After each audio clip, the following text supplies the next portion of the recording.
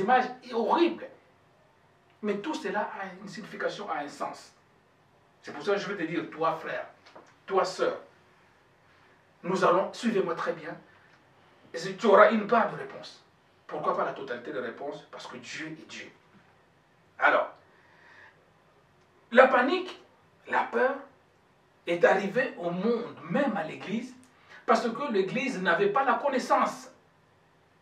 J'ai appris, je ne sais pas si tu es d'accord avec moi, qu'au travers de cette épreuve, Dieu nous a enseigné beaucoup de choses. Et je le dis, je le répète, si en sortant de ces confinements, toi chrétien, toi chrétienne, tu sors de la même manière que tu étais rentré, tu as un risque.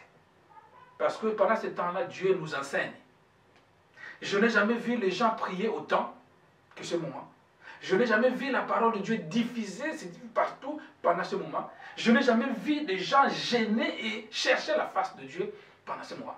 Il y en a même qui me disaient, mais pasteur, je crois que c'est la fin du monde. Je vais te rassurer, ce n'est pas encore la fin du monde. Voilà pourquoi j'ai choisi ce thème. Même s'il y a 100 millions de personnes qui peuvent en mourir, mais ce ne sera pas encore la fin du monde. Parce que tous les signes que Dieu a prévus n'est pas encore accompli. C'est pour cela, suis bien ce message, il y a des signes qui sont accomplis. J'ai relevé 14 signes. Et sur les 14 signes, quand ça va s'accomplir, le 14e signe, si tu vois encore quelque chose d'extraordinaire, sache que là, c'est fini.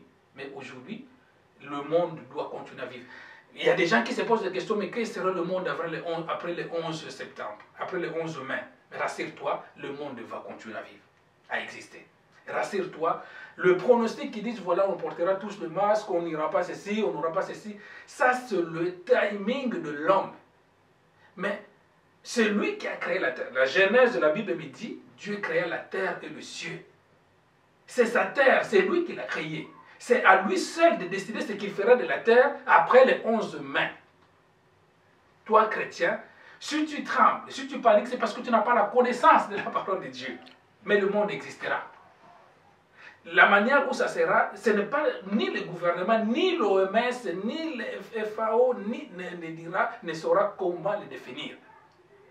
Je te dis, avec assurance, le monde existera. Tel que tu le vois. Parce qu'au temps de Noé, il y a eu des catastrophes. Les déluges, je te dis, aujourd'hui, on voit la pandémie qui touche les gens. Mais imaginez le temps de Noé, c'était carrément une pluie qui n'arrêtait pas de tomber pendant 40 jours et 40 nuits. L'eau commençait à augmenter à partir des chevilles. Ça continuait, la pluie continuait, l'eau commençait à monter au niveau des genoux. Ça continuait la pluie jusqu'au niveau des cuisses. L'eau continuait à monter jusqu'au niveau des épaules et ça submergeait les étages. Ceux qui étaient au rez-de-chaussée, ils disaient, on va monter au premier étage, peut-être l'eau n'arrivera pas. Et ceux qui étaient au premier, ils disaient, on va monter jusqu'au... Car il y avait des gratte-ciel, s'il y avait des gratte-ciel, l'eau a submergé toute la terre. Mais malgré cela, après Noé, si vous lisez la Genèse, la vie a repris. Donc ce n'est pas le coronavirus qui va arrêter le monde. Le monde va continuer à exister. Mais moi, la chose que je vais t'attirer comme ton attention, à quel état tu seras après le 11 mai, après le coronavirus? Toi, chrétien. Si tu seras la même chose, insensé. Beaucoup de gens par peur, même les chrétiens, font des vœux. Seigneur, si tu me fais sortir de cette pandémie, je t'offrirai ma voiture, je te donnerai ma maison, j'irai dormir à l'église tout le matin, midi et soir. La Bible nous dit, nous devons faire attention à formuler de vœux insensés. Formule le vœu que tu es capable de réaliser. Si tu dis que je viendrai balayer l'église chaque matin, il faut obéir à cela. Mais ne le fais pas par peur, parce que le vœu va condamner beaucoup de gens par la panique, par la peur. Dieu va te garder, non parce que tu vas faire un vœu seulement, mais Dieu te gardera parce que tu fais partie des promesses de Dieu. Il y a des choses qu'il avait prévues pour toi après la pandémie. Il a prévu que tu te maries. Il va te garder parce qu'il ne changera pas. Il a prévu que tu puisses faire le tour du monde en tant que ministre de Dieu. Il te gardera parce que il n'a pas changé. Il a prévu que tu puisses avoir une maison. Il le fera. Même quand les entreprises vont fermer par crise économique, toi, ton emploi ne fermera pas. Même quand on se dit qu'il n'y aura plus de chômage, il y aura des millions de chômeurs, mais toi, tu as un travail qui reste pour toi, ça sera toujours possible.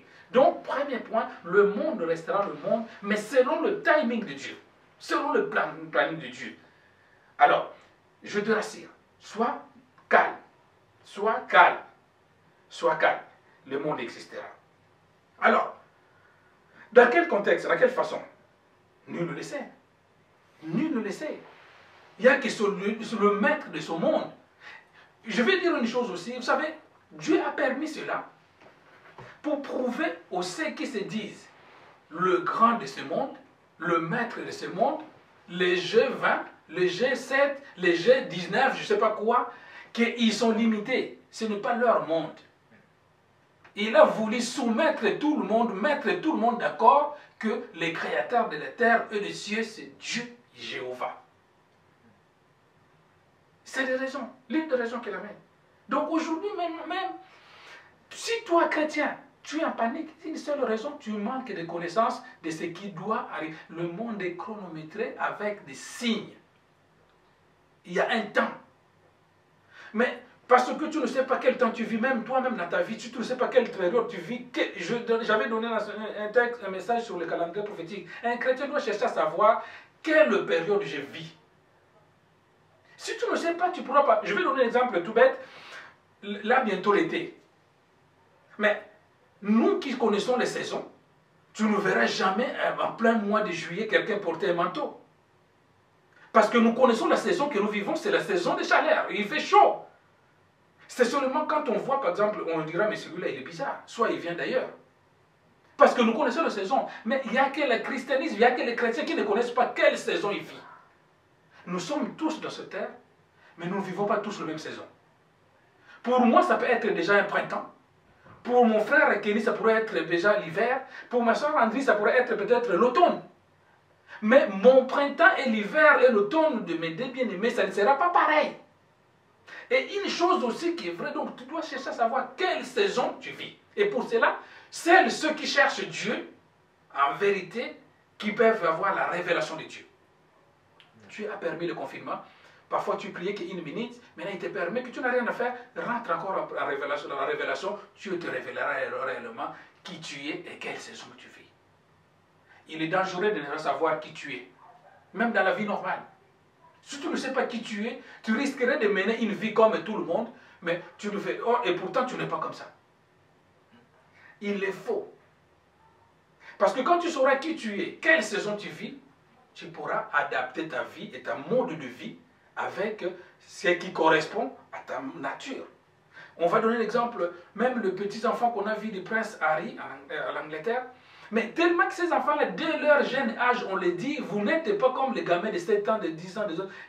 Ils peuvent porter les mêmes shorts, mais ils vont les former d'une manière à s'adapter au monde royal qu'ils vont vivre. Chrétien, confinement permet à toi de chercher, de retrouver qui tu es. Quelle saison tu vis.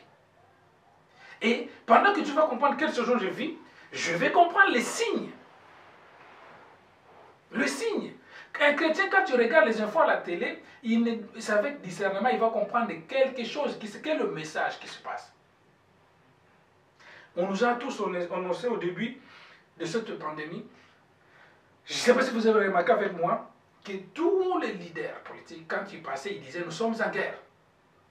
Et pourtant, la pandémie, c'est lié au niveau sanitaire. Mais le mot a un sens, a une signification. Je le dis encore une fois de plus, quand on nous a dit « confinez-vous », ils savaient pourquoi ils nous ont confinés. Mais il n'y a que des hommes qui n'ont pas l'intelligence révélée qui tombent dans le piège de l'ennemi. Vous savez, quand un esprit passe, il y a des dommages collatéraux. Il y a des gens qui disent « moi j'ai ma foi, on va aller prier, on va aller gêner, j'ai ma foi, je sors dehors ». on ne tente pas les diables.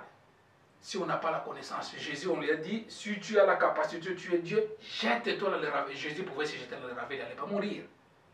Mais il avait compris la saison qu'il vivait, que cette saison-là attendait une saison de gloire. S'il se jetait, la gloire n'allait pas venir par la suite.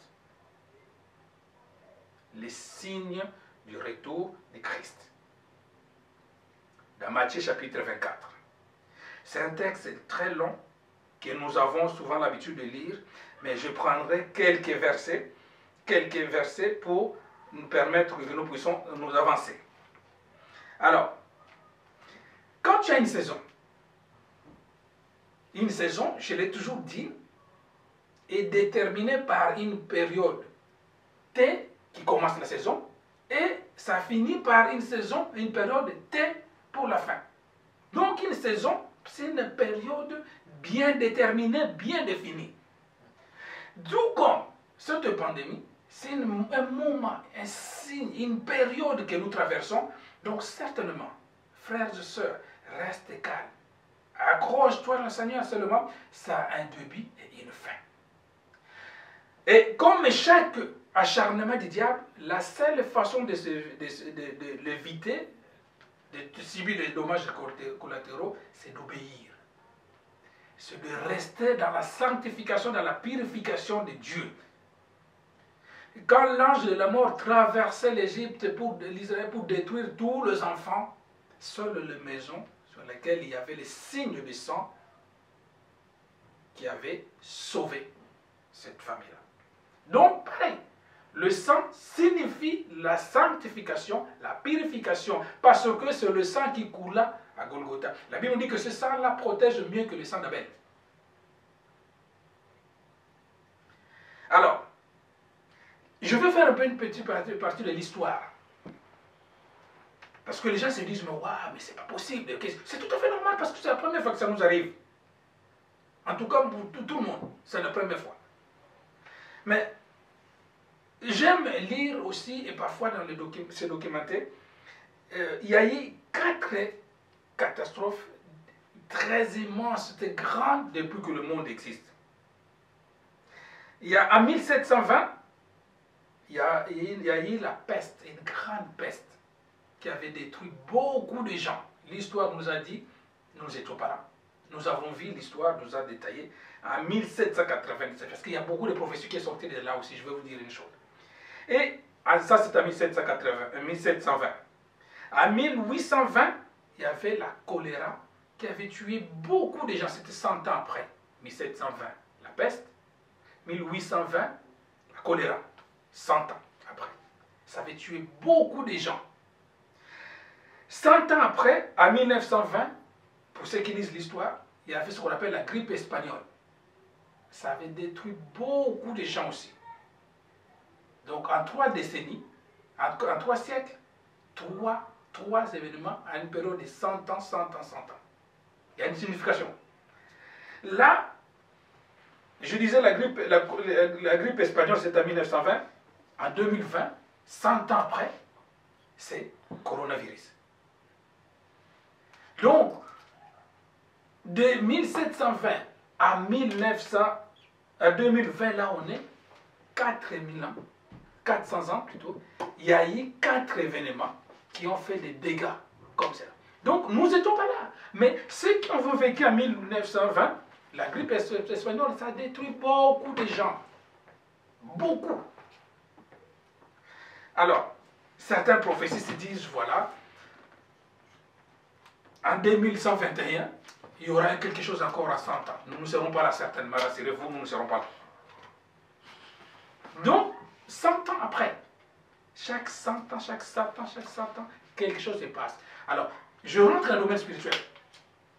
Quand tu vois même dans un rêve, qu'un rêve se répète, le même rêve se répète plus d'une fois, ça a une signification.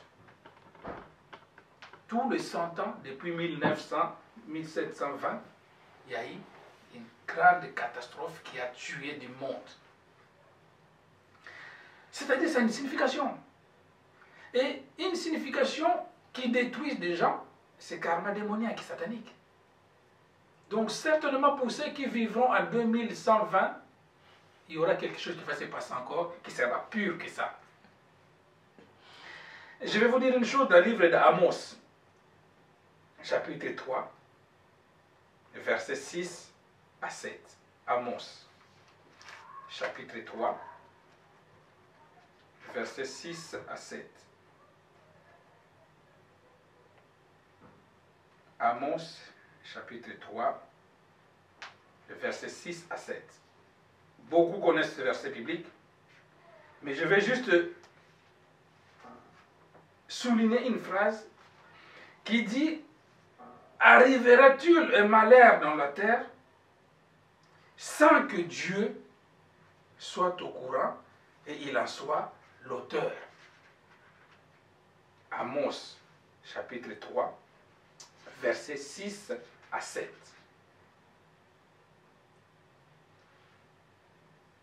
Arrivera-t-il un malheur sur la terre sans que l'Éternel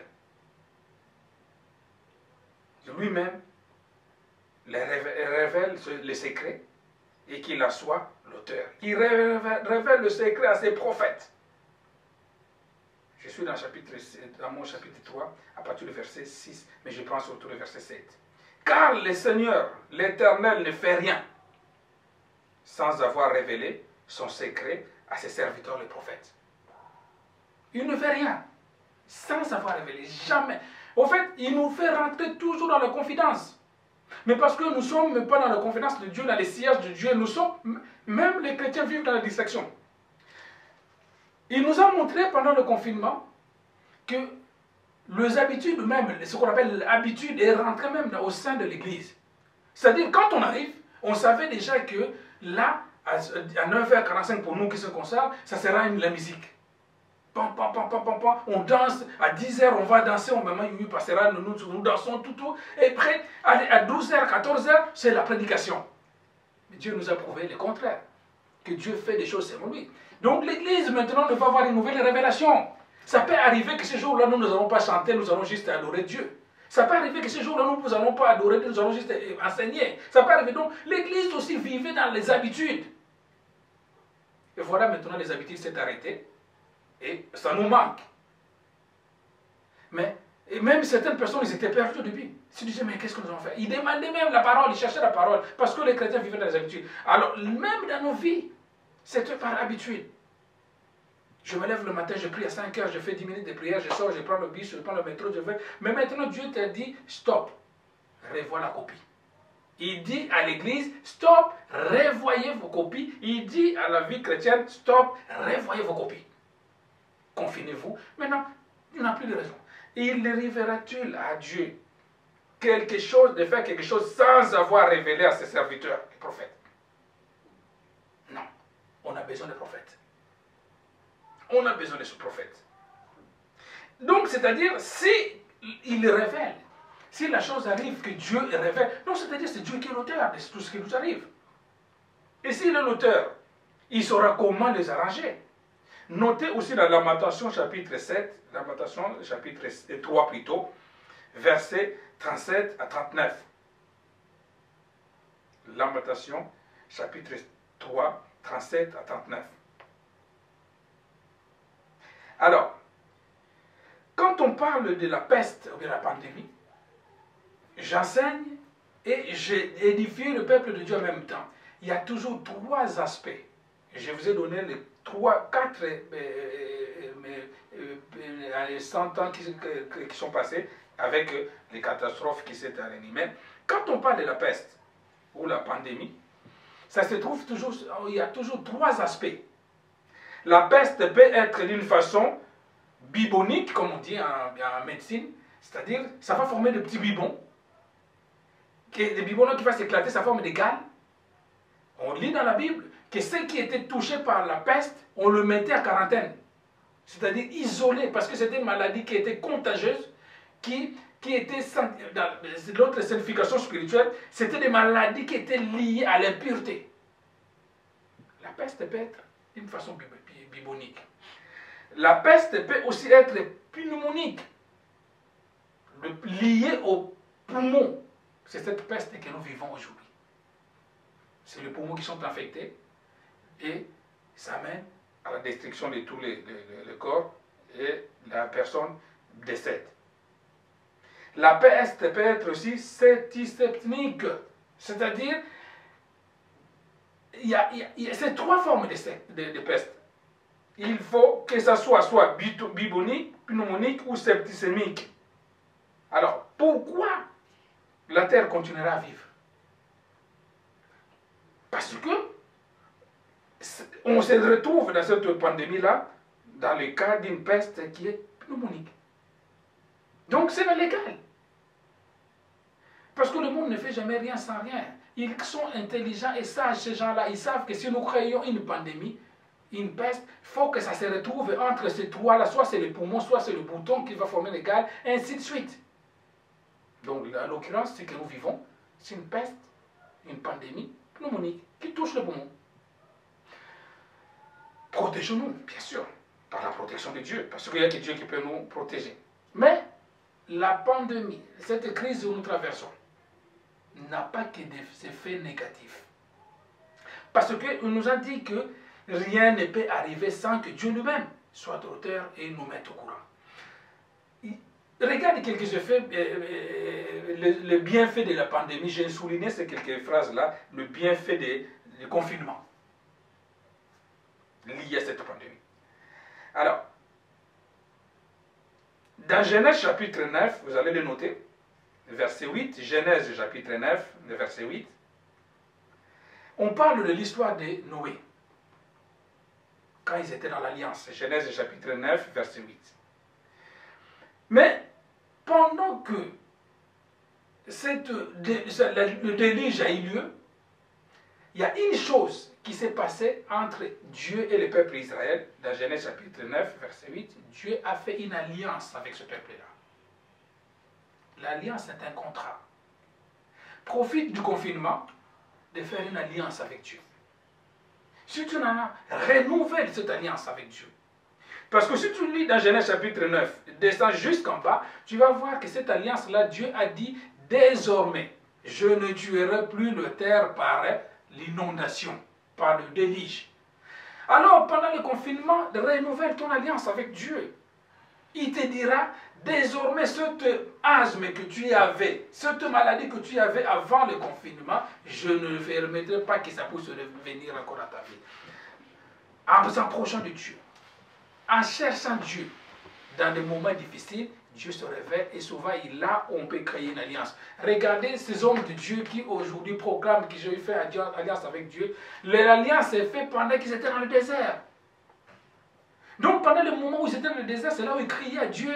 Dieu a fait alliance avec Samuel, il a fait alliance avec David, il a fait alliance avec Moïse pendant le moment difficile. Donc pendant le moment difficile, c'est le moment aussi de profiter de créer l'alliance avec Dieu. Ce n'est pas simplement le moment de se lamenter. Dieu peut créer alliance. Tu peux créer une alliance avec Dieu pendant ce moment de confinement. Ça, c'est le premier bienfait. Pendant le moment de confinement, c'est le moment où tu peux monter en onction et en puissance. Je disais tout à l'heure que nos églises fonctionnaient par habitude. On savait que voilà, si je viens, j'ai un souci, au lieu de prier, au lieu de monter à la puissance, la Bible nous dit, je le dis ce verset, que si tu retires simplement de ta bouche, de tes lèvres, ce qui est vain et inutile, ta bouche sera comme les bouches de Dieu. Parce que tu es un enfant de Dieu. Il a dit, quand vous imposez le même malade, les malades seront guéris. Mais maintenant, pendant le moment de confinement, tu ne peux pas voir ton pasteur. Tu ne peux pas voir ta prophétesse. Tu ne peux pas voir ton apôtre. Si tu as créé cette alliance déjà dans la prière, tu vas ordonner la parole de Dieu. La Bible, il n'est pas mauvais que ton serviteur, ta servante de Dieu puisse prier pour toi, mais la meilleure grâce et protection, c'est que chaque enfant de Dieu doit avoir un contrat avec Dieu, une alliance avec Dieu. Et monte en puissance. Je remarquais de moi-même aussi que pendant ce moment de confinement, je mis en pratique la parole de Dieu. J'avais l'habitude d'imposer le main aux malades. Mais maintenant, je ne peux pas les voir. Je disais au Seigneur pendant le moment de confinement, Seigneur, tu as dit que ta main n'est pas si courte pour toucher. Maintenant, ta main va toucher la personne qui est à l'autre bout du monde. Et je réussis des témoignages par la grâce de Dieu que Dieu est derrière sa parole. Donc, ma soeur et mon frère, je dis, monte en puissance, monte en onction. Il a dit, je ne vous ai pas laissé seul. Avant de partir, je vous ai laissé mon Saint-Esprit. Là où tu es ma soeur, là où tu es mon frère, je te dirai, tente l'expérience. mal à la tête, prends ta main, pose sur la tête, tu dis, mon pasteur n'est pas là. Je ne peux pas la voir. Ma prophétesse, je ne peux pas la. Mon docteur, je ne peux pas la voir. Maintenant, j'ordonne à la main de Dieu, comme tu as dit que si on pose le même malade, ils seront guéris. Pose ta main, déclare la parole. Tu verras les témoignages. Les bienfaits du confinement. Un autre bienfait du confinement que j'ai pu noter, c'est le réveil spirituel. J'ai rassuré aux gens au début de cet enseignement que le monde ne changera pas selon les hommes. Mais vous allez voir qu'à chaque étape d'une longue crise, de catastrophe humanitaire, l'Église prend des dimensions. Dans les années 80, pour ceux qui ont entendu, qui comprennent l'histoire, c'est là où est sorti le mouvement de réveil charismatique. Si aujourd'hui tu te dis Église évangélique, le mouvement de réveil, rassure-toi, c'est là est venu au moment des années 90. 80. L'Église est sortie des églises traditionnalistes, des églises dites doctrinales, pour sortir le mouvement de réveil charismatique que nous bénéficions des effets aujourd'hui. Parce qu'avant, c'était bien encadré par Rome, par Intersuite, par tout ça. Mais à des années 80, les hommes, parce qu'il y avait une grande crise. Alors cette crise-là est famine. Pour nous, les Africains, par exemple, nous disions souvent à l'époque, quand on te disait que tu es éthiopien, c'est-à-dire tu es maigre, maigrichon, parce qu'il y avait une grande famine en Éthiopie. Et cette souffrance-là a amené les gens à prier, à chercher Dieu. Le mouvement de réveil est rentré. Alors, aujourd'hui, nous bénéficions des effets des mouvements de réveil charismatique. Il y a des milliards d'églises charismatiques aujourd'hui. Alors, prépare-toi, sors dans la distraction, toi, mon frère et ma soeur qui m'écoutent. Il y a un grand réveil qui arrive après cette pandémie. Il y a un grand réveil. Alors je vais te demander que tu ne sois pas dans la distraction, rentre, tu vas bénéficier de cela. Ceux qui avaient compris le mouvement de réveil quand tu es réunis, leur nom est resté dans l'histoire. On parlera de Billy Graham, on parlera de Benny Hinn, on parlera de Jimmy Swaggart, on parlera de X ou Y qui sont des millions. Si tu comprends cela, la saison, quand nous allons sortir de la saison de réveil qui viendra, on parlera de toi. On parlera de toi. On parlera de toi, je te dis. Il y a un grand réveil qui arrive. Pourquoi le grand réveil? Parce que plus qu'on est confiné, plus qu'on voit les catastrophes, les gens montent dans la prière. J'ai constaté, comme je le dis, tu n'as jamais prié comme tu priais avant. Tu n'as jamais gêné comme tu gênais avant. Tu n'as jamais été plus proche de Dieu comme tu faisais avant. Cela amène le réveil. Prépare-toi au réveil qui arrive. Prépare-toi. Qu'est-ce que notre bienfait que je peux noter? Le rétablissement de l'entité du corps de Christ, de l'autorité plutôt du corps de Christ, le rétablissement de l'autorité du corps de Christ. C'est-à-dire, l'Église était divisée. Je suis de Paul, je suis de la voix de l'Éternel, je suis des paroles de X, je suis du christianisme des X. Mais là, quand on suit les réseaux sociaux, tout le monde prie le même Dieu et le même langage aujourd'hui. Alors, nous allons voir parmi le bienfait que Dieu va créer à partir de cela, l'Église est révélée. Maintenant, nous avons dit que maintenant nous avons un seul homme, la seule personne à combattre, c'est le diable. Nous allons monter en prière et en jeûne parce que nous avons pris l'élan. Nous allons monter en prière et en jeûne parce que nous avons pris l'élan. Encore un autre bienfait, j'en ai noté beaucoup, mais je vais vous les énumérer que ça. C'est l'autorité, l'onction et la puissance qui s'ajoutent. Oh, peuple de Dieu, Dieu ne fait jamais rien sans rien. Regarde à toi-même, depuis les 5 semaines de confinement, comment tu es monté en puissance.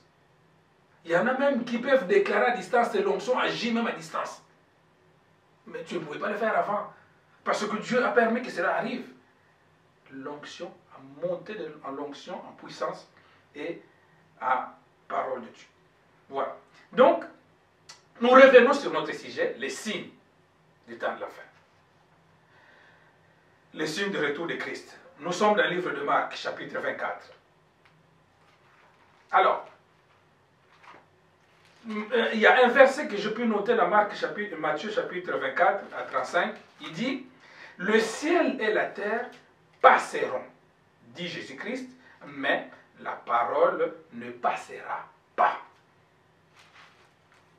La parole ne passera pas. Nous avons vu les bienfaits. Je suivez-moi pour cet enseignement, ça peut édifier un ou deux personnes de là où vous êtes. Alors, le ciel passera.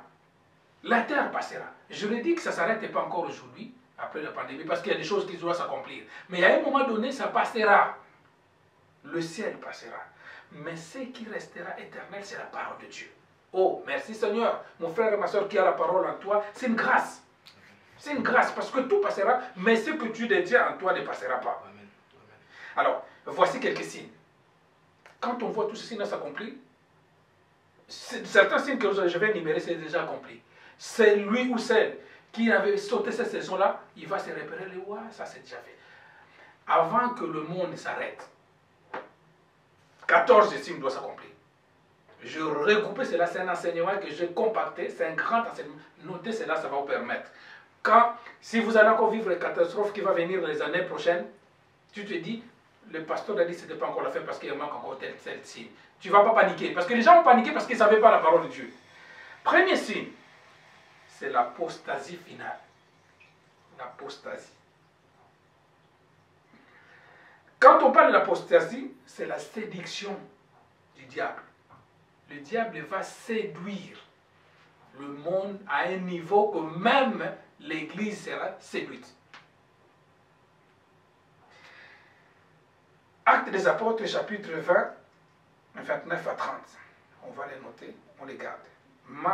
Matthieu, chapitre 24, 4 à 5. Matthieu 24, 4 à 5. Acte 20, 29 à 30. Il dit, prenez garde que personne ne vous séduise, car plusieurs viendront à mon nom, me disant, c'est moi qui suis Christ, c'est moi qui est tel et tel. La séduction, cette séduction va toucher beaucoup de gens. Je vais énumérer et vous allez vous-même comprendre avec le signe de temps que, ah, cela c'est déjà arrivé. Cette séduction, les gens viendront au nom de Jésus-Christ. Ils vont se présenter comme de Jésus, comme de Dieu. Ils vont faire des choses comme Jésus, comme de Dieu. Mais leur but ne sera pas de sauver les âmes, mais de séduire l'Église. Parce qu'ils ne sont pas réellement de Dieu. Une partie commence à se faire. Aujourd'hui, comme il est prophète. Il y a même certains chrétiens, ils prient dans son église, mais il a son propre prophète ailleurs. Au fait, tout ce que Dieu dit au travers des hommes de Dieu qui les dirigent, ça importe un peu par rapport à ce que son prophète lui dira. C'est l'esprit de séduction, mon frère et ma soeur. Ces gens-là, ils ont pour but de remplir leur ventre. Tu verras par la suite, après des prophéties, il te dira, envoie 100 000, 200 000, parce que je dois rentrer en jeûne et prière pour chercher ta face, pour ton problème. Mais Dieu a donné gratuitement. Il ne récupérera pas l'argent par rapport à cela. C'est l'esprit de séduction qui sont utilisés par les faux prophètes. Ces prophètes-là, ils te diront des choses vraies, parce qu'ils ont présenteront comme de Dieu. Mais tu verras avec sagesse et discernement que par la suite, il y a un intérêt financier et matériel. Je sais que parfois c'est difficile de dire Amen dans cette révélation, mais je t'encourage de dire Amen parce que c'est une façon de détruire le plan du diable dans ta vie. Alors, ils vont apparaître comme des Christ et des faux prophètes. Regardez aujourd'hui, parmi les 5 ministères, le ministère qui est rempli de serviteurs, c'est les prophètes et prophétesses. Tout le monde veut être prophète et prophétesse de Dieu. Il y en a qui sont vrais. Mais, ma soeur, mon frère, tu verras que celui ou celle qui viendra à un autre but que de gagner les âmes, de te sauver ton âme, il aura un intérêt matériel et financier par-dessus. Les divisions dans la famille, ce sont des prophètes, des faux prophètes. Tu trouves un couple tranquillement assise, ah, Dieu m'a dit ta femme est sorcière. La parole de Dieu n'est pas venue pour détruire. Et même quand Dieu voit en toi que tu es sorcier, il ne te dira pas pour te dénigrer. Dieu n'est pas, il est rempli d'amour. Il a une sagesse immense qu'il donne à ces prophètes-là. Ouvrez les yeux, peuple de Dieu. L'apostasie est déjà en marche. Des familles qui sont divisées, des couples qui sont séparés, des églises qui sont détruites par la prophétie. La prophétie ne fait pas. C'est la prophétie et la parole. La parole ne peut pas détruire la parole. Quand une prophétie détruit l'église, ce n'est pas la parole. Dieu ne peut pas être en contradiction avec eux-mêmes. Une prophétie qui va détruire ce que deux personnes que Dieu a unies, ce n'est pas la parole. ouvrons les yeux, l'apostasie, c'est le premier point, il est déjà en marche. Deuxième signe de guerre. Matthieu chapitre 24, versets 6 à 7. Il dit, vous entendrez des guerres, parler de guerres et des bruits de guerre. Gardez-vous d'être troublés, car ces choses, il faut que ça arrive. Mais, il souligne, ça ne sera pas encore la fin. C'est dommage de le dire, mais c'est vrai. Aujourd'hui, il y a certaines guerres où même le média n'en parle plus. Et pourtant, ça fait des millions de morts. Mais le média n'en parle plus parce que ça n'intéresse pas le média. Il nous a dit, gardez-vous, ça ne sera toujours pas la fin. Ces guerres à plusieurs aspects. Ces guerres à plusieurs aspects et à plusieurs buts. Ces guerres sera universelle. On voit aujourd'hui dans l'Est, il y a la guerre pour ceux qui sont dans mon pays, dans l'Ouest, il y a telle chose. Mais ce n'est pas encore la fin, parce qu'il viendra une guerre qui sera universelle. Une guerre mondiale qui va arriver. Quand? On ne sait pas. Mais ça viendra. La troisième ou la quatrième guerre, ça viendra. Universelle. Donc, quand tu verras des conflits qui commencent à s'enchaîner des pays, tu te dis, oh, cette signe-là, attention, ça fait partie des signes de fin du temps. Ça sera horrible, meurtrier. Ça va détruire encore le monde. Apocalypse chapitre 6, verset 8. Ça ne sera plus une façon d'utiliser, ça ne va pas se faire par les armes, ça sera plutôt atomique et chimique. Quand ça commençait la pandémie, les gens nous disent que c'était la troisième guerre que l'État annonçait la Bible pour exterminer le monde. Non! Mais cette guerre-là qui viendra, ça va exterminer. Beaucoup de gens vont mourir. Ça sera atomique et chimique. Ça ne sera pas par des armes. Ça sera la folie des hommes. Et ils ont fabriqué autant, tel pays ont fabriqué autant. Cette guerre-là va amener une confrontation qui va amener une guerre mondiale. Les conséquences de cette guerre-là, ça va être dramatique. Troisième signe, je avance plus vite, il est 19 h déjà, la famine. Tu me diras aujourd'hui, mais pasteur, il y a déjà la famine. C'est rien par rapport à ce qui va se faire. Matthieu chapitre 24, verset 7, et Apocalypse 6, verset 5 à 6. Matthieu 24, verset 7, et Apocalypse 6, 5 à 6.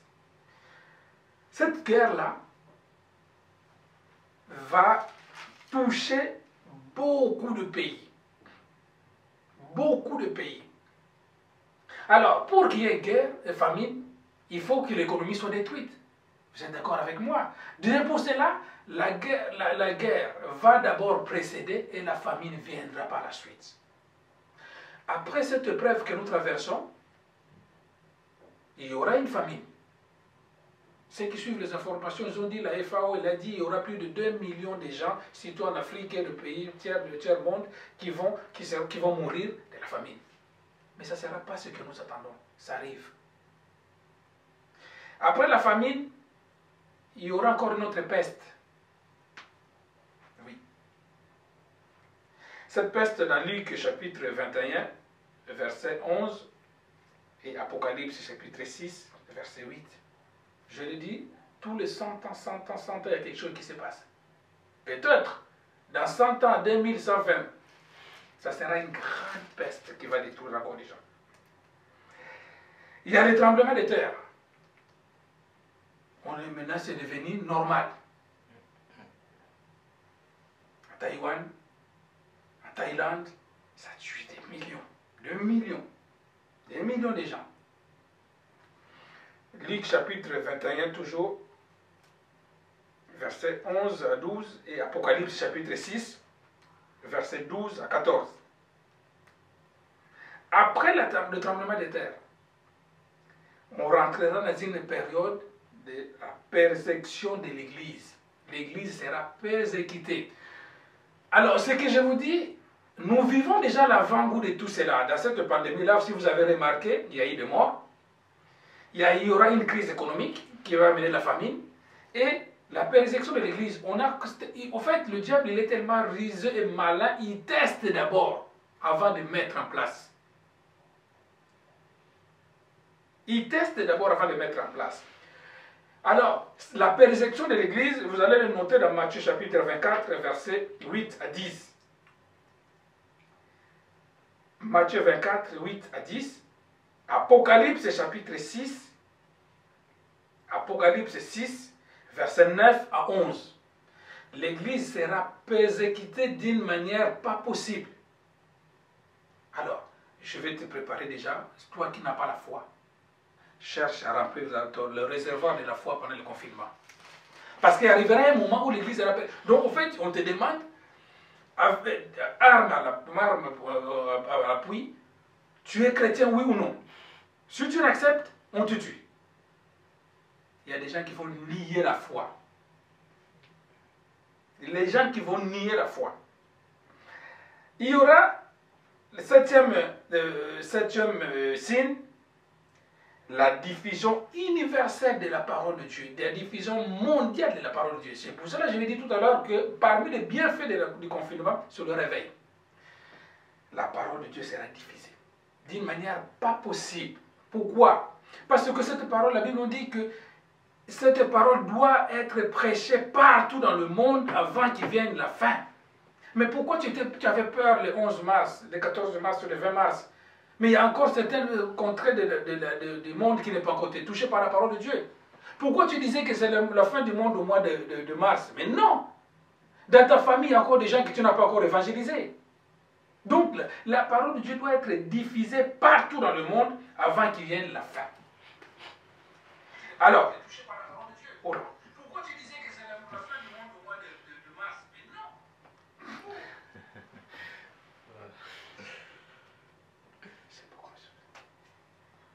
Il faut que cela arrive.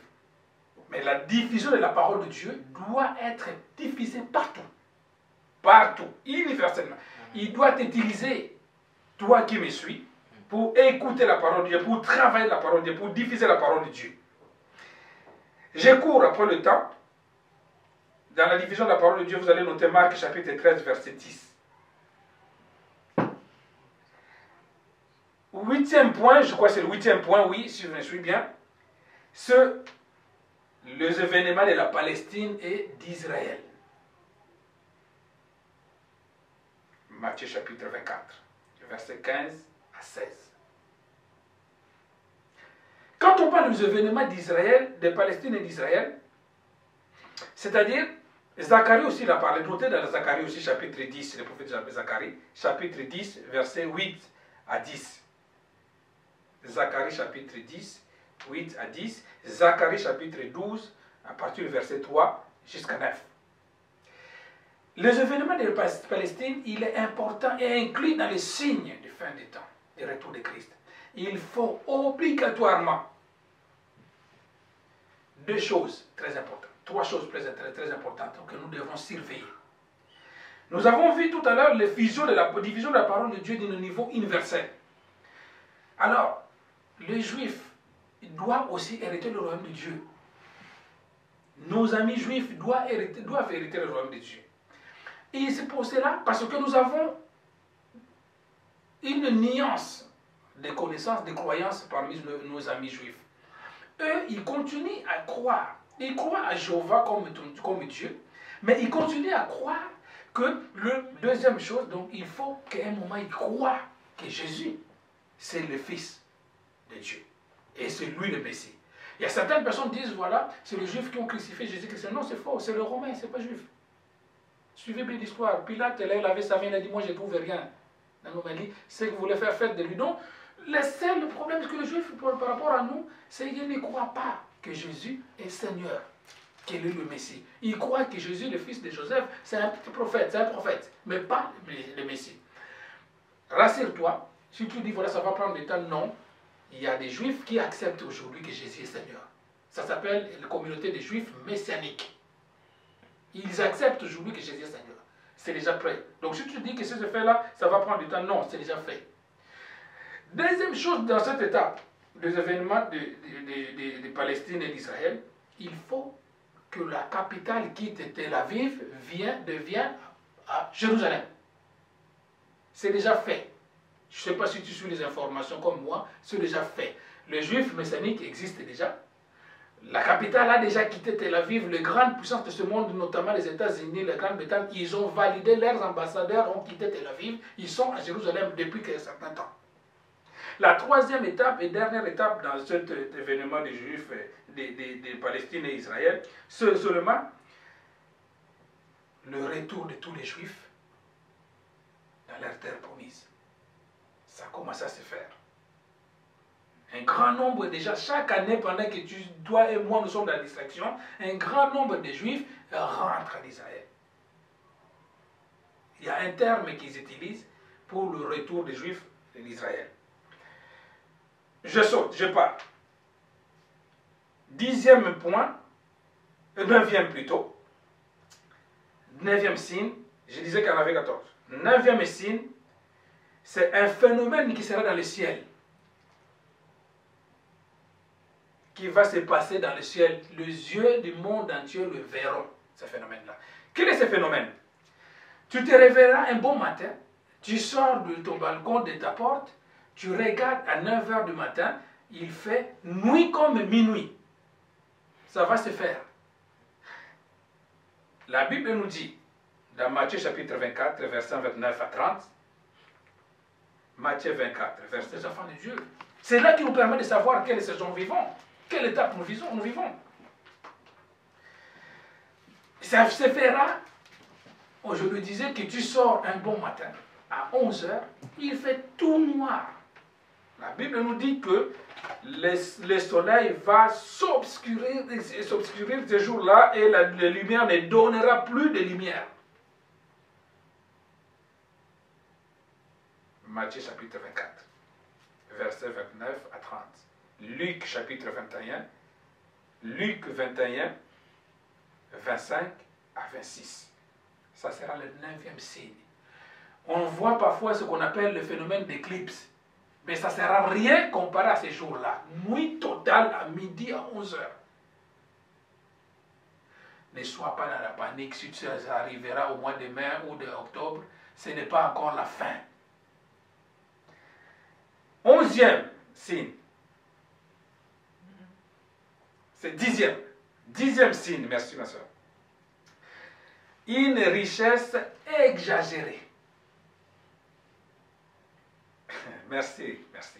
Une richesse exagérée. Dans Jacques chapitre 5, versets 1 à 3. Une richesse exagérée. Alors, quand je dis l'argent sera, ces gens-là seront, l'argent sera facile et la richesse va accroître dans la vie des gens. Donc le riche sera encore plus riche. Tout ça dans l'optique d'endormir les chrétiens. Je ne vais pas dire que nous les chrétiens ne devons pas aimer l'argent. Non. Mais c'est un danger. Quand tu fais de l'argent, toi chrétien, ta motif de vie. Tu commences à vivre par rapport à l'argent. Ce que quand je n'ai pas l'argent, je suis décomposé. C'est comme si j'ai pris bonne mine, c'est dangereux. Parce que l'argent est l'origine de tout le monde. Un chrétien doit vivre par la foi, doit vivre quand il y a l'abondance, doit vivre quand tu as la 17. Oh, parfois il y a des couples qui se mettent en guerre, en bataille, parce que la vie... Non, nous vivons par la foi. Si tu n'as pas la foi, tu ne peux pas tenir les jours dangereux, les jours mauvais qui arriveront. Et cette richesse-là va pousser des gens à faire tout et n'importe quoi. C'est déjà commencé à arriver ces choses-là. On voit dans certains pays une belle jolie fille qui ne veut pas détruire son corps, ni affaiblir son sein ou son ventre, qui va payer une autre femme pour porter le bébé à sa place. La Bible nous dit, la femme, tu dois passer par les souffrances d'enfantement. Et le monde accepte cela. Parce que l'argent va tout payer. Des gens qui vont carrément déclarer, je coffre toute la ville, vous devrez tous se déménager parce que je veux m'approprier de cela. Peuple de Dieu. L'argent c'est bien. Mais nous devrons faire attention. Combien de gens, à cause de les richesses exagérées, se sont égarés de la foi. J'ai vu des gens au cours de nos parcours qui se disaient, Seigneur, pasteur, si Dieu me bénit, j'ai un travail, tu vas voir. Mais parfois simplement un petit travail de 1500 € t'éloigne de Dieu. On ne te voit plus le dimanche, on ne te voit plus le vendredi, rien. Mais imaginez que demain tu as 2 milliards. On ne te verra plus. Et l'argent est toujours l'origine de tout le monde. Quand les églises se séparent, souvent c'est les femmes ou l'argent. Quand les conflits se rentrent dans la famille, souvent c'est l'argent et le pouvoir. Et quand les gens s'entretuent, c'est l'argent. Des millions de gens qui perdent leur vie dans les pays de dictature, c'est l'argent qu'ils cherchent. Ça arrivera. Le point 11, 11e point, 11e signe, 2 Timothée chapitre 3. À partir du verset 1er. J'ai résumé ces signes-là, ça sera qu'on appellera les temps difficiles. Dans ces temps difficiles-là, qu'est-ce qui va se passer? 2 Timothée chapitre 3, verset 1 jusqu'à la fin. La Bible nous dit que dans les derniers jours, il y aura des temps très difficiles. Ces temps difficiles sera tellement que la vie sera difficile pour tout le monde. Les gens, la Bible nous dit, les gens seront égoïstes. On commence à les vivre, les gens. Il y a certaines personnes, quand tu arrives chez eux, bon, ici ça va encore, mais dans les pays pauvres, dès qu'ils t'envoient sonner à la porte, ils éteignent le réchaud, ils gardent l'eau de la semoule pour que tu ne puisses pas manger. Et même ici en Europe, on voit parfois certains frères, certaines soeurs qui, pour les choses inutiles, à manger, à boire, tu peux faire les allers-retours sans rien. L'égoïsme. Cet égoïsme a touché même le corps de Christ. C'est pour cela que les hommes de Dieu, les enfants de Dieu ne sont pas bénis. À cause de l'égoïsme.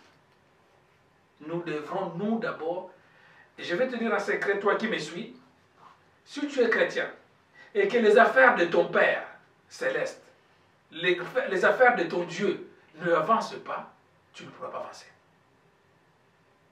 C'est l'un des secrets que nous devons comprendre. Nous travaillons pour nos ventres, nous sommes incapables de se sacrifier pour nos maisons, mais nous sommes incapables de se sacrifier pour les avantages du royaume de Dieu. Ça ne plaît pas au Dieu parfois quand on lance le message, là ça n'est pas payé, les pasteurs ne souffrent, les serviteurs. Jésus-Christ disait, laisse-moi d'abord travailler pour les intérêts de mon royaume. Parce que nous sommes des passagers. C'est qu'on a intérêt pour tomber pendant cette pandémie. Aucun d'eux n'est parti avec. Surtout quand on les a menés directement à l'hôpital, directement on les intube. Il ne sait même plus qu'il avait une femme et des enfants. Et même son compte à banque, il ne sait pas. Chrétien, tu dois vivre d'abord pour les intérêts du royaume. C'est lui qui pourvoit pour les intérêts du royaume, Dieu prendra soin de lui. Amen. Mais les chrétiens font l'inverse. Les temps difficiles, quand ça arrivera, si tu n'avais pas l'habitude de donner à Dieu, tu ne pourras pas donner à ce moment-là. Il y aura des temps difficiles, les gens seront égoïstes. Il dit, les gens, ils auront non seulement l'égoïsme, mais ils seront l'ami de l'argent. Fanfarons, hautains, blasphémateurs, ainsi de suite. Nous allons lire cela, prenez le temps de lire à la maison. Comme on est en confinement, on a le temps de lire la parole de Dieu. 2 Timothée, je l'ai dit, chapitre 3. Ça sera un temps compliqué. Le 12e signe, l'apparition des régimes dictatoriaux. L'apparition des régimes dictatoriaux. Dictatoriaux vient du mot dictature. On va se dire aujourd'hui, on est en France. Liberté, égalité, fraternité. Amen. Mais le coronavirus nous a prouvé que ce ne sont que des mots. Oui, mon frère. Ce ne sont que des mots. Parce que liberté, égalité, fraternité, mais on te dit maintenant, tu ne peux pas sortir de même en bas de ton immeuble si tu n'as pas une dérogation. Amen. Amen. Oui. Suivez-moi bien. J'aime la parole et j'aime prêcher, enseigner le peuple de Dieu. Parce que nos églises, souvent nous prêchons, et c'est vraiment waouh, waouh, mais je me suis rendu compte pendant le moment de confinement que nous devrons passer beaucoup de temps à enseigner le peuple de Dieu. Parce que le tombé, la puissance qu'on avait démontrée, ça n'a rien apporté. Ils tremblaient comme des mouches. Comme des poules mouillées des chrétiens. Même les serviteurs étaient en panique. Ils perdaient la foi qu'ils prêchaient. Je rencontrais des serviteurs qui me posaient parfois des questions que même un bébé spirituel ne peut pas me poser. Pasteur, mais qu'est-ce que nous arrive? Qu'est-ce que je dis? Mais pasteur, serviteur, prophète de Dieu, mais retourne à la parole. En sortant de ce confinement, je prendrai l'engagement, moi, de disposer des enseignements de base pour l'Église. C'est la nourriture solide que nous devons voir. Les waouh, les waouh, les waouh. Déjà même les prophéties qu'on nous a données, on les a oubliées, on était nous a mis en panique. Il y a certaines personnes par la panique, ils ont oublié que Dieu lui avait dit par un prophète, par une prophétesse, au mois de janvier, qu'il fera de lui. Amen. Non, je vais nourrir le peuple de Dieu par les enseignements. Si ça prend du temps, on aura une séance d'enseignement chaque mois. 12e signe, je disais, l'apparition des régimes dictatoriaux. Comment ça va se faire? Et pour quel but? J'ai donné l'exemple tout à l'heure, je disais que liberté, égalité, fraternité, mais les gouvernements nous ont prouvé que la liberté là a un point, a une limite. C'est-à-dire c'est lui qui crée un mot, il a le pouvoir de donner un autre sens à ces mots-là. La preuve, quand on voit les lois qui sont votées à l'Assemblée, parfois eux-mêmes qui le votent ne sont pas touchés par ça. Quand ils nous disent, nous devons s'arrêter à 60 ans, 62 ans pour travailler, mais le député peut aller jusqu'à 90 ans. Donc, ils nous ont prouvé que même si on est dans un pays dit libéral, dit démocrate, mais le pouvoir qu'ils détiennent peuvent nous remettre en place la position. Là, aujourd'hui, si tu sors dans ton propre pays, tu te déplaces à 2 minutes, tu croises un policier, il te fait une amende. Alors, il y aura un temps qui va apparaître. Ces régimes dictatoriaux qui auront d'abord pour mission amener le monde à un gouvernement unique. Suivez-moi bien. Ce gouvernement unique ne viendra pas se poser comme ça. C'est pour cela qu'il va passer par des épreuves comme ce que nous vivons aujourd'hui. Je dis qu'il y aura encore des pestes qui vont venir. Imaginez maintenant ce que nous vivons aujourd'hui. Admettons que c'était la fin du monde. S'il nous disait que voilà, à partir de maintenant, la loi de dérogation pour sortir sera définitive, personne n'allait dire non. Parce que nous avons tous peur. Alors comment ça va se passer? Il va se passer par des pestes, par la famine, par des cas comme ça. Après il dit voilà, pour vous protéger, on va créer le confinement.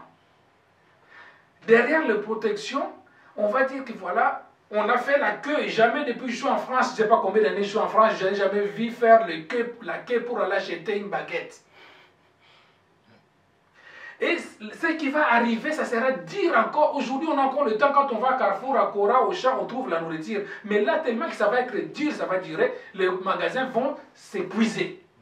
Le chaîne d'alimentation agricole va s'épuiser parce que personne ne pourra travailler.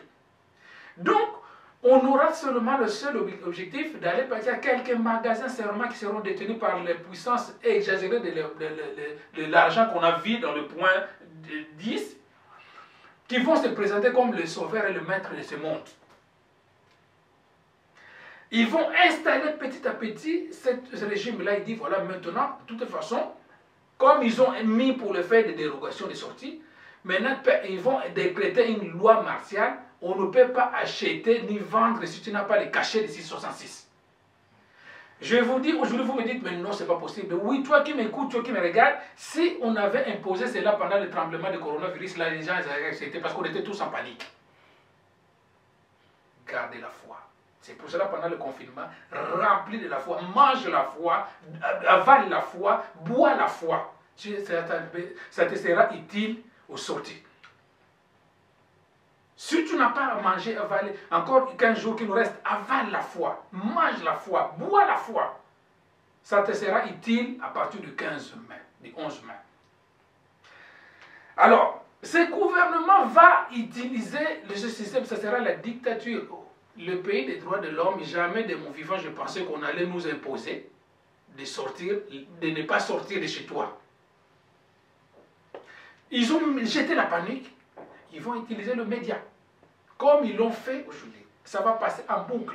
10 000 aux États-Unis, 50 000 en France, et tu seras dans la panique, dans la peur. Alors, tu n'as plus à manger. L'économie que tu as mis, les provisions que tu as mis à la maison, ça va s'épuiser à un certain moment. Là, merci Seigneur. Parce que c'est une saison. Une saison, je disais, début à un temps de début, un temps de fin. Donc là, ça va finir bientôt. Mais cette peste-là qui viendra, cette crise-là qui viendra, il n'aura pas de fin.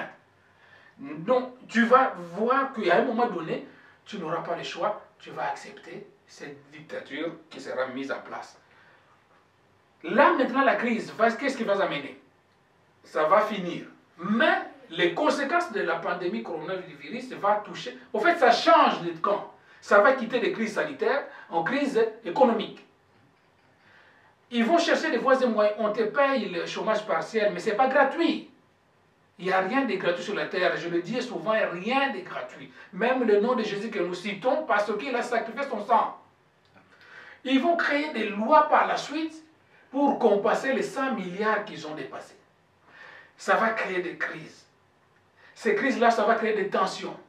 Les tensions, ça va créer de la guerre. La guerre, ça va mener à la famine.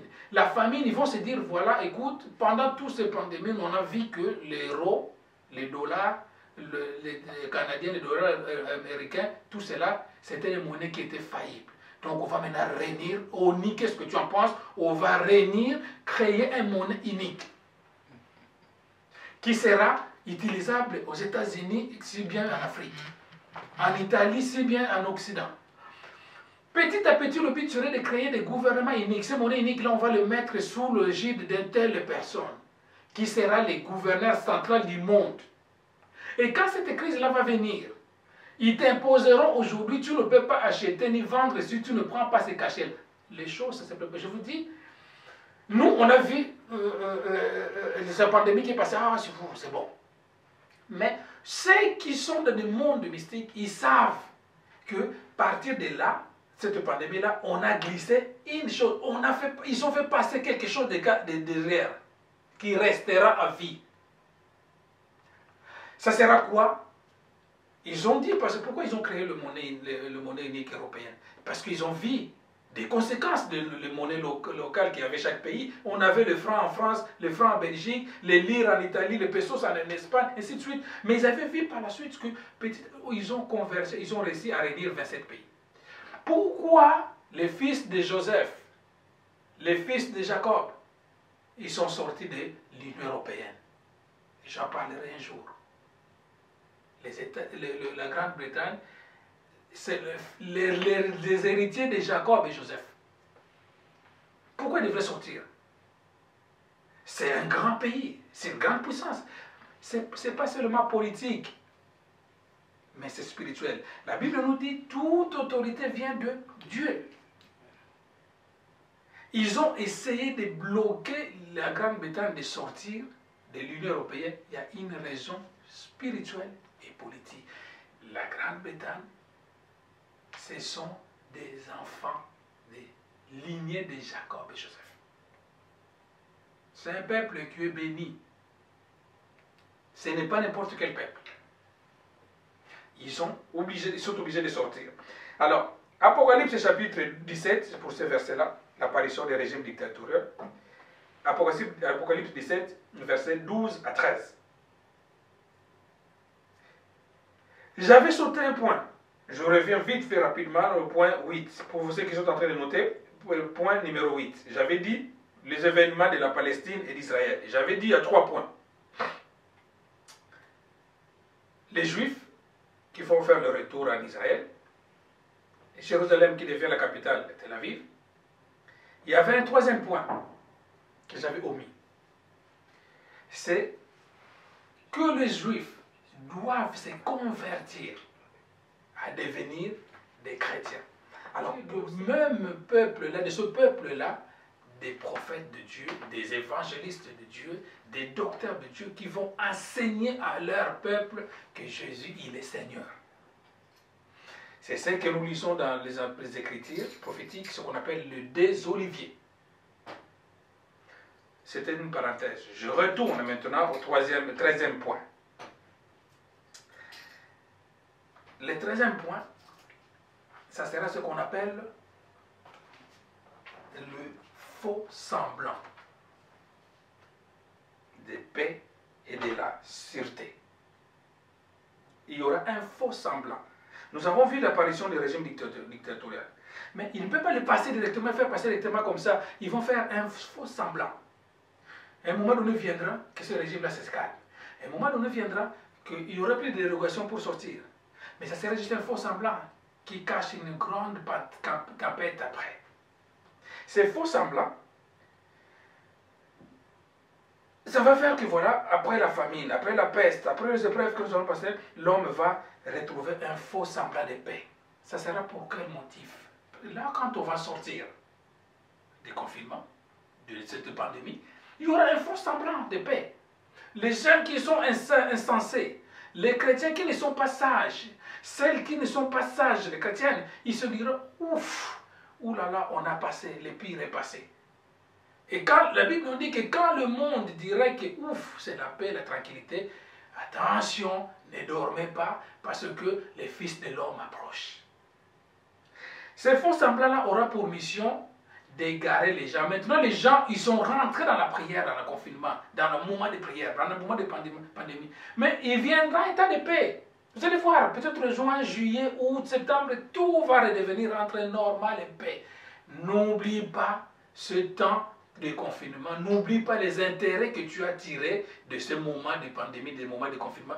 Quand tu diras, la Bible dit, quand le monde dira paix et tranquillité, derrière les fils de l'homme va venir. Oui, alléluia. 1 Thessaloniciens chapitre 5, versets 1 à 3. Que ce faux semblant de paix et de tranquillité, ne vous trompez pas, peuple de Dieu. Ça va venir. N'oublie pas les engagements que tu as pris pendant ce moment de prière. N'oublie pas les révélations que le Seigneur t'a fait pendant ce moment de prière. N'oublie pas le vœu que tu as fait pendant le faux semblant qui viendra. Ça viendra. Peut-être en juin, peut-être en mai, peut-être en septembre, peut-être en octobre. Ça viendra peut-être dans 10 ans, peut-être dans 50 ans. Mais n'oublie pas qu'en 2020, au mois de mars, il y a eu une catastrophe qui a tué des milliers de gens. Et pendant cette catastrophe-là, j'ai pris tel engagement de craindre Dieu, d'obéir à Dieu. La crainte de Dieu doit rester dans nos vies comme une vie normale et tous les jours des chrétiens. Parce que ceux qui vont rester dans ce domaine de ces faux semblants-là, le risque c'est quoi? Qu'ils puissent s'endormir tranquillement. Ils disent voilà, ouf. Comme je le dis, le pire est derrière nous, c'est bon, c'est fini, maintenant tout va devenir normal. Si j'ai bivé, je retourne à boire. Si j'étais prostituée, je retourne en prostitution. Si j'étais un tel, je retourne. Mais ça sera juste un faux semblant qui cache une grande tempête derrière. La dernier point, dernier signe. Donc, j'ai noté un verset dans 1 Thessaloniciens chapitre 5, verset 3. C'est ça que j'ai donné pour les faux semblants. Ça sera le temps de paix. Tu verras à un moment, il n'y a plus de guerre. Il n'y a plus de famine. Il n'y a plus parce que telle organisation a lité. Il n'y a plus de tribulation. Il n'y a rien. Tu te dis, ouf, c'est bon. Ne dorme pas. Réveille-toi. Reste en alerte. Reste en alerte. Reste en alerte. C'est important. C'est vraiment important. Le dernier point, sur le point 14, le signe 14. Il y aura une connaissance accrue, une très grande connaissance dans le monde. Une grande connaissance. Cette connaissance-là aura pour mission, pour but, que les gens instruisent ce que je viens de donner, qu'ils les notent, qu'ils permettra de discerner le temps, les signes du temps. Daniel chapitre 12, à partir du verset 4. Cette connaissance-là apportera aux gens une grande connaissance même de la parole de Dieu. Même les livres prophétiques qu'il y a du mal à discerner.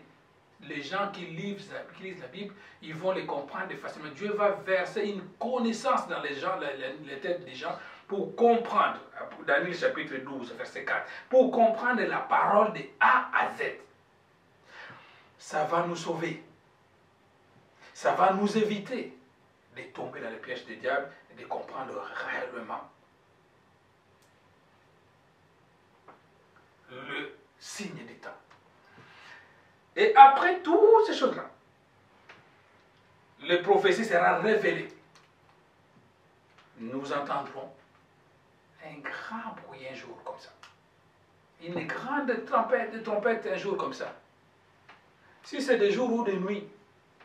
La Bible nous dit dans Matthieu chapitre 24, il dit malheur sur tous ceux qui seront dans des conditions difficiles, des femmes enceintes, difficiles. Si ça arrive à ce jour-là, ça serait difficile.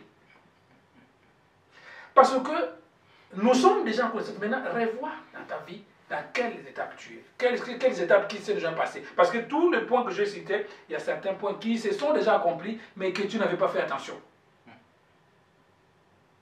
C'est pour cela, le dernier point, c'est la connaissance qu'il veut donner. Alors, la connaissance, ceux qui vont bénéficier de cette connaissance-là, c'est ceux qui vont rester attentifs, qui seront enseignés. C'est pour ça que je dis, Dieu a permis ce moment-là, que nous puissions traverser ce moment-ci, pour maintenant changer la méthode de prêcher, enseignons plus le peuple de Dieu. Ceux qui ne seront pas enseignés, qui vivent que dans l'église où il y a que l'ambiance, les trompettes, les drums, la musique, tout ça, ils resteront parce qu'ils ne sauront pas discerner le temps. Mais si je vois ensemble avec vous, sur les 14 points, la plupart, c'est déjà accompli. Quelques points qui restent d'accomplissement, la famille, on les voit. Ça va s'intensifier encore. Mais quelques points qui restent à s'accomplir, c'est l'évangélisation du peuple d'Israël. Mais, vous savez, l'évangélisation, ça peut se faire à une journée. Parce que Dieu dit un jour égale à 1000 ans. Ceux qui se disent, voilà, oh oui, on a encore le temps, il y a encore beaucoup de juifs. Ça peut se faire à une... Et pendant que toi, tu es dans la distraction, tu ne sais pas qu'il y a beaucoup de juifs messianiques qui sont partout. Donc, peut-être il reste qu'un quart des populations évangélisées. C'est pour ça que la Bible nous dit que tandis que le monde va dire paix et tranquillité, les fils de l'homme arrivent. Cherche maintenant les dernières étapes, la connaissance. La connaissance, c'est déjà commencé à arriver. La Bible nous dit que dans le dernier jour, je répandrai de mon esprit à toute chair. Vos fils et vos filles prophétiseront. Tu regardes l'Internet avec moi, les réseaux sociaux, je ne sais pas ce que tu fais dans les réseaux sociaux, mais j'ai été étonné de voir des gamins de 9, 10 ans, je crois en Afrique de l'Ouest, prêcher la parole. C'est la connaissance que Dieu commence à descendre. Aujourd'hui, quand on se met devant la télé, tu vois certaines personnes prêcher la parole, tu me dis, mais waouh, mais cet homme-là, mais la connaissance qu'il a, sa connaissance est déjà là. Encore quelques secondes. Nous sommes sur la dernière ère. Certainement, ce ne sera pas la fin, le 11 mai. Mais ça pourrait être le 12 mai. Parce que tous les signes sont déjà accomplis. Je voulais alerter le peuple de Dieu pendant ce moment que nous traversons, afin que nous puissions encore se tenir, pour deux raisons. Trois raisons plutôt. La première raison, n'est pas être troublé. Sois posé, sois calme. Vérifie dans les enseignements quel signe qui ne s'est pas accompli. La connaissance, c'est à toi. Maintenant, tu donnes des raisons, je n'ai pas le temps de prier, je n'ai pas le temps de lire la Bible. Tu passes quasiment toute la journée à la maison. Cherche à avoir la connaissance, sonde les Écritures. Dieu va t'ouvrir les yeux, que même les livres prophétiques que tu avais du mal à comprendre, tu vas les comprendre. Parce que Dieu a dit, je répandrai de mon esprit sur toute chair dans les derniers temps. Les derniers temps, c'est ce temps que nous vivons. Regarde les prophéties. Il y a des prophètes, j'ai même vu en Tanzanie, en Zambie ou bien en Tanzanie, des prophètes de 8 ans qui prophétisent. Waouh! Et pourtant, Daniel avait dit, Joël avait dit, dans le dernier temps, je répandrai de mon esprit. C'est toute chair. Vos fils et vos filles prophétiseront. À l'époque, c'était impossible de voir qu'un gamin prophétiser. C'est déjà arrivé.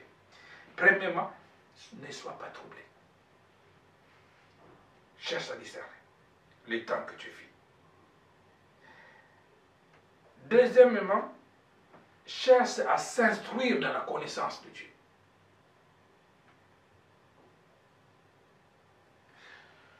Je dis, ne sois pas troublé, discerne le temps que tu vis. Deuxièmement, cherche l'instruction. Prends le temps à instruire ta connaissance par la parole de Dieu. Lis la parole de Dieu. La connaissance de tout ce que nous venons de lire est dans la Bible. Troisième et avant-dernière alerte, prenez garde et veille. Ne tombe pas dans la séduction.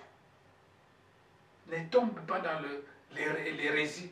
Parce qu'aujourd'hui, je n'ai jamais vu l'Internet rempli de prédicateurs. Les gens, les faux prophètes ne viendront pas, ils ne diront pas au nom de Satan, non. Ils viendront aussi au nom de Jésus. Nous avons vu qu'ils se présenteront comme du Christ. Mais il y a des hérésies qui se prêchent de partout par là. C'est quoi une hérésie? C'est des faux enseignements, des fausses doctrines. Ne cherche pas à aller lire, à écouter n'importe quelle vidéo, n'importe quel chose à ce moment sous forme de panique parce que tu risques de tomber dans les panneaux.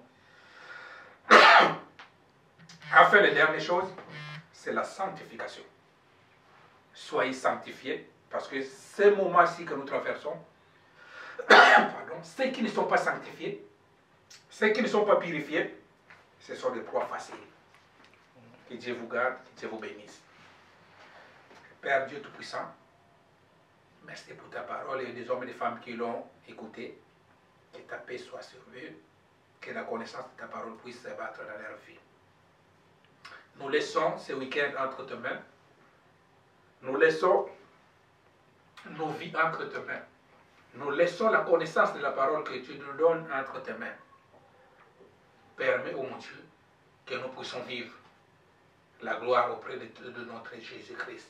Que tu nous enlèves les jours-là, quand la trompette sonnera. Vivre à côté de toi, c'est notre souhait et c'est notre seul espoir. Bénis cette personne qui a écouté, qui a noté cet enseignement, qui a pris place dans son cœur. Enfin, Seigneur de gloire, que nous ne soyons pas surpris les jours où tu viendras chercher ton peuple. Aide-nous à être prêts, sanctifiés tous les jours, préparer nos vêtements et nos robes pour que nous partons avec toi. Bénis, Seigneur de gloire, encore une fois de plus, cette grâce, cette faveur que tu m'as donnée de nourrir ton peuple. Encore une fois de plus, Seigneur, nous te fixons rendez-vous dimanche pour honorer ton nom et ta présence. Que tout ce qui n'est pas de toi, loin de nous, déploie ta protection sur nos vies, afin de nous garder, nous protéger. Bénis ce Dieu, Seigneur de gloire, qui nous accueille. Bénis ceux qui y vivent. Que la présence de notre Jésus-Christ reste à ce lieu. Au nom de Jésus-Christ, nous avons prié. Amen. Amen.